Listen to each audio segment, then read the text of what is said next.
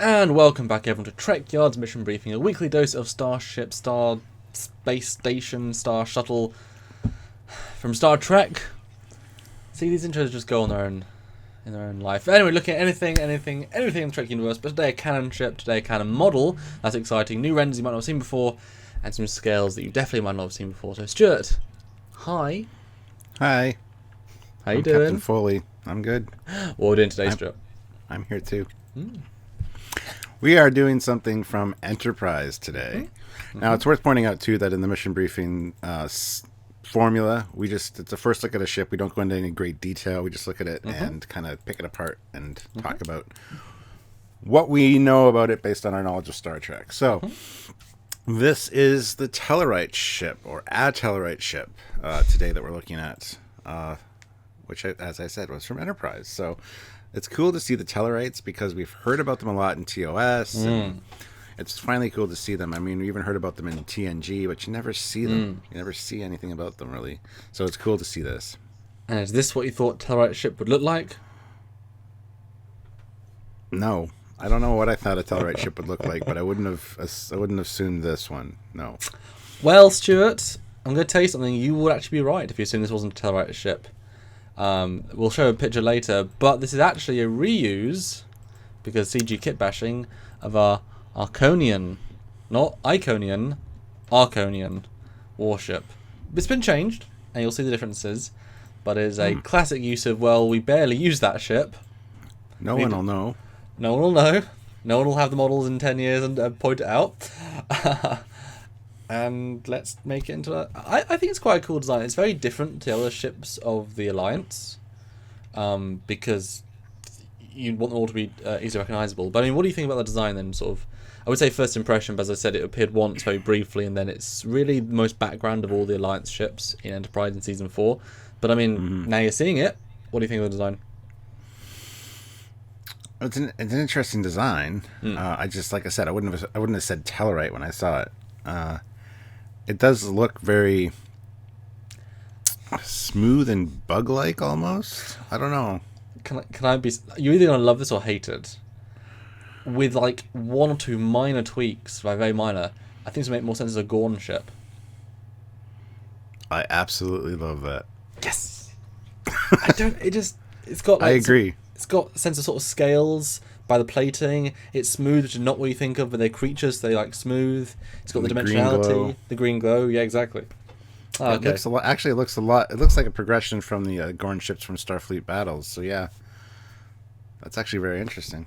Yeah, if it was a Gorn, I would have added like the edge pieces that are the domes. I would have like made them more pointy slightly and like go out more to give a sense of like a slicing through the air, like super subtle, more like a little bit more of a wing, just to be like, because I would imagine, again, super off topic, but the Gorns might say, as a creature of they might look to the sky and see their birds and utilize wings, what I mean, they famous birds of the things I think we theorize that the Romulan Dederodex is the head is based on a bird. And I don't know, you could argue the Constitution class clean hull is similar to a seagull with nice white feathers. I don't know. But you know what I mean? That's how I justify it. So not as a Tellarite, though. Yeah, it just doesn't give the Tellarite vibe to me. It's one of those decisions. We need a Tellarite ship. We don't want to really design one. We got this ship. We're going to make some changes. No one will know. Just like the Klingon ship in Enterprise, using the D7 or the Katinga. No one will know. Why bring that up, Stuart? Because it's a sticking point for me. And it's sad, those shots were ready. Like, they were created with a D4 by Koji. It's ready. I know. Hey, at least this is a really nice model. Just shows you the stupidity of producers. Well, but hold on.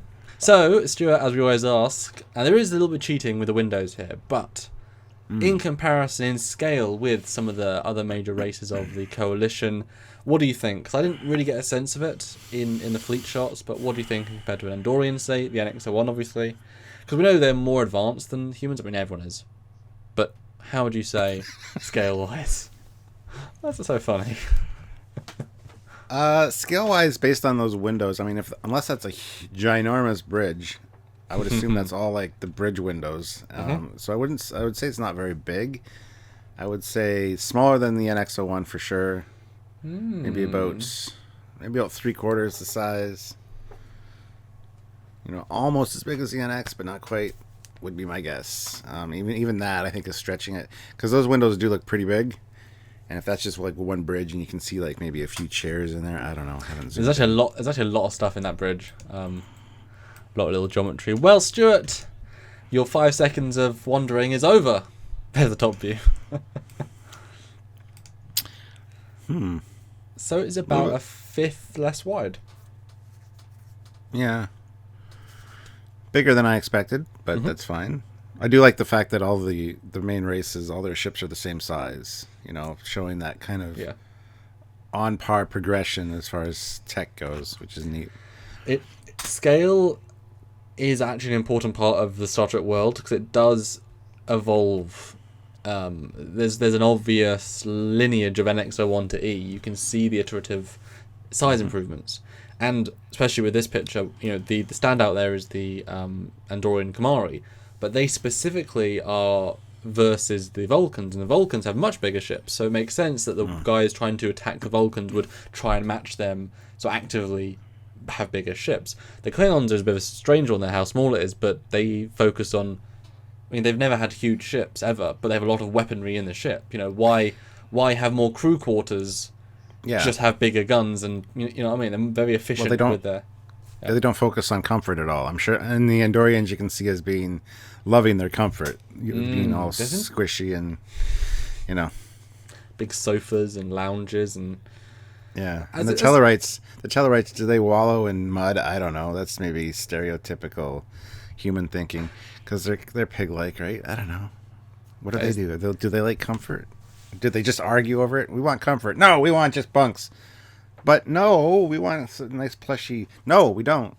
I don't know. They never get anything done. I don't know. It's a strange culture that was never properly explored. But I love this size, actually. It's very comparable, but it's proportionately different feeling. Because if you look at it, I get the sense that there's more internal volume in the ship, but it feels smaller. But there's more to it. Well, yeah, the best way to determine that is to see the side scale render, because that always changes everything. And would I do that, Stuart? Would I make a side render for the amazing people out there? Brand new render of original models? Would I do that, Stuart? Well, no, not for them. You'd make it for me, obviously. It's true. And there it is. And since you do that all the time, yes, there it is. It does seem to have a lot more internal volume than the NX-01 for sure. Yeah, that was a surprise to me too. Even the Andorian one surprises me. Like, from the top, it's like, yeah, it's a little bit maybe more roomy, but the side, definitely it is. So, I mean, it's an interesting looking ship. It feels kind of Galaxy Questy. Yeah, I can see that. Well, it goes against the conventions. It's not a flat ship. That's why I really like it. I like the. Because if that engine module was just the other way around, it wouldn't have the same vibe, obviously, but it wouldn't quite work for me. But I really like the scaling as well. It's very NX comparable, but what matters is internal volume. It's a ship of the fleet rather than the first Explorer, the best we can do. So it's plenty more space, and then the only difference being Andorians. But it's again, it's super subtle things, but again, it wasn't designed this way. But if you look at the Tellarite ship, it has a bit of flab. It's not a thin, skinny ship, and the Tellarites are known to be big. So there's a very subtle, non-intentional. You know what I mean? Well, we've heard from the designers that a lot of times ship design is influenced by the emblem of the race, or something about the race specifically. So yeah, I kind of buy that.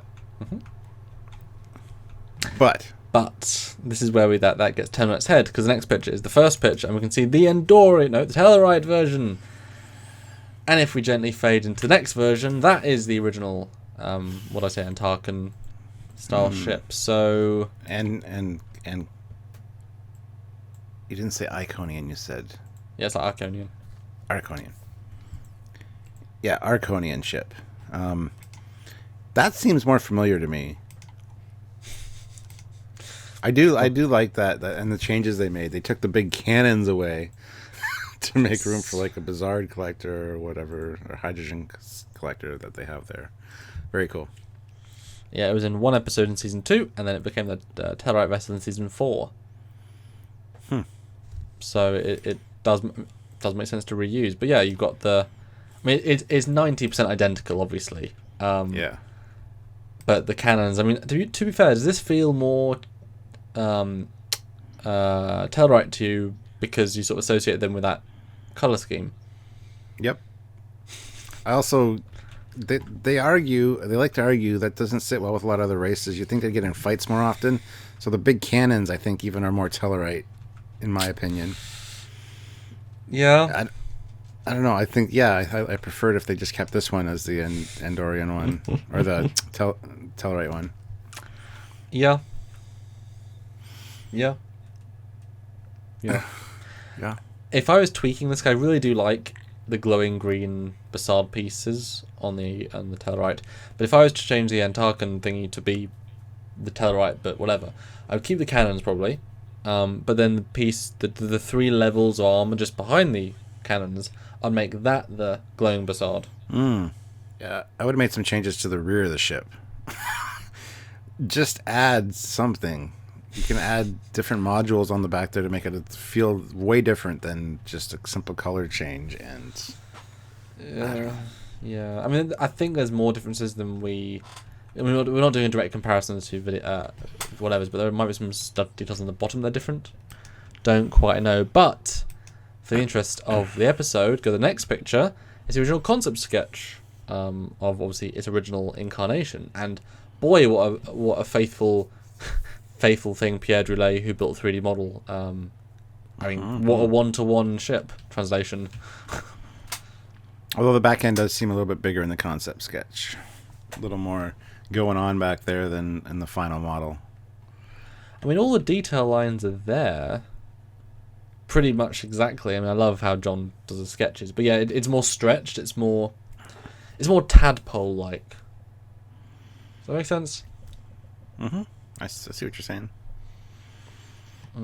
Yeah. But if John you does had some great work. Yeah, I would love to see him do more post TNG. If you were handed this sketch though, what do you think you'd think? As far as which race it should be? Or? No, I mean, like, would you be excited by the design? We've seen both versions of the final, but would you think, oh, that's a cool looking ship in this version before it gets translated into 3D? Yeah, absolutely. Okay. Fair enough. I mean, yeah. I don't know what else to say about that. That's very cool. And what's interesting, keep looking at that left top picture, and then 3, 2, 1, next picture. It's almost the same view. Yeah. So yeah, here's the back view of the Tellarite. Very jet propulsion-y. Yeah, it does feel kind of different universe-y. Maybe Battlestar Galactica. I don't know. Because there's no real warp nacelles or different technology. Yeah, that's the problem, isn't it? I mean, yeah. Where are they? Who are they? If are they? I don't know. But yes. I like how the top 2 and the side 2 pods just totally just stuck on. It's just like, we're gonna refit the Tellarite. We're gonna refit a battlecruiser. How? We're gonna add 4 new engines onto the side and top. Okay. Sweet. Thank you for that. Well, I wouldn't say thank you, but I still love the details though. Really crisp, really nice, really, I just love the 3D nature of it. Yeah. Next shot is a great shot, actually. The underside. You get to see kind of a deflector, glowing deflector there, which is cool. This I like. This is cool. I'm guessing those front details, the holes are meant to be weapon torpedo launchers, I'm assuming? Possibly, yeah. Because you can imagine if the big ones are torpedoes, the small ones are sensors, all inclusive. Yeah, because there's no other real visible weapons on this thing. I mean, those things sticking out the front, they're probably communications arrays or sensors or something. Or pitot tubes, whatever they're called on airplanes. Weird name. And do you think that aft thing, or the bottom thing, is a shuttle bay? The bit that seems to be open? I'd have to see from the back. Bottom. Well, there is no version from the back and the bottom, so... Cause I wasn't... It's a very symmetrical ship. You know, once you see the top back, it's like identical to the bottom back, so there's not much, else. Well, yeah, you would assume there's a shuttle bay somewhere, so... Although, that being said, that glowing part at the back there does look like it could be a drop bay. Like the shuttle pods from Enterprise. So we got the last bit, I forgot there's another little Easter egg about it. So it was a reuse of the Arakan destroyer, but then also was reused as a Zindia Arboreal ship. Oh. See, I can see this as a Zindia Arboreal for sure. But I don't get Tellarite. I don't get the Tellarite vibe off of it. I don't know. It's just, is that weird? Well, no, we talked about that one makes a bit more sense. But again, what would you... I mean, the Andorian doesn't look like an Andorian. You know what I mean? How do you really... whatever it? Because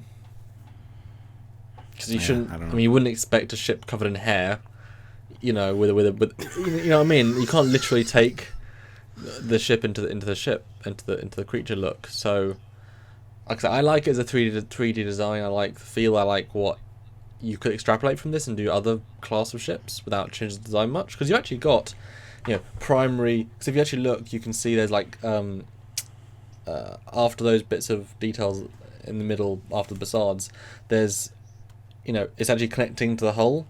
So I'm sensing maybe you can take that as a pod out, just take the engine pod off. And so it's almost, you could see it as being a primary hull, secondary hull is the engine core, and then suddenly you could maybe replace and reuse and add different versions and then swap out, because the facades are clearly a module as well. Like you could take the transparency or glass out and then just take that out, add other things. So I could see it being, take a very similar concept and rejig the shape, rejig the pieces and make it like this is the assault cruiser version, this is the science version. Or if you replace the back pieces again, that could be facades in the other version, replace those with shuttle bays that just you fly out aft. Again, simple change. I think totally a valid way of sort of making 5 to 7 refit to the same thing. Absolutely. Franz Joseph it. Nice. But guys, what do you think? Can you add to the lore of this Tellarite ship? Put your comments down below. And if you want to support us, you can do so. You can click the links down below. There's one to Patreon. There's one to Eagle Moss. Check those out.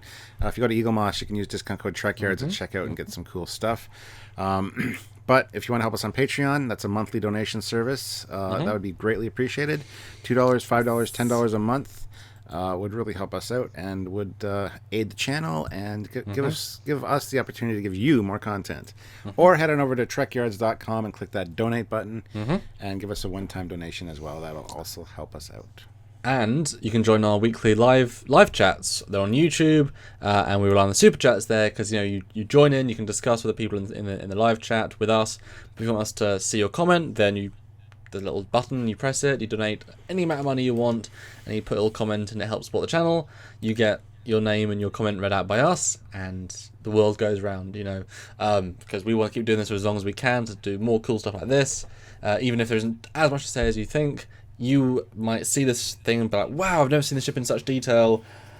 I'm suddenly inspired. Or, oh, I never thought that could be there. Or, oh, I want to make a kit bash this. Or, I want to make a refit. All these things, we just add stuff into the ether. And we hope you guys appreciate it because we love doing it. And we love adding to the Trek world. So thanks, guys. And I like the design. But I think you guys could tell I liked it more than Stuart. Yes. I do. I mean, I couldn't tell. I'm going to argue with you because we're going to argue to leave this. It's the best ship in Trek, Stuart. It beats the Connie. It is not the best ship. Obviously, it's not. Anyway, it's the Tellarite way. Until next time, guys. Or the Zindia way. No, it's the Tellarite way. Or the Arakan way. You know what? Until next time, I'm Captain Foley. Bye-bye.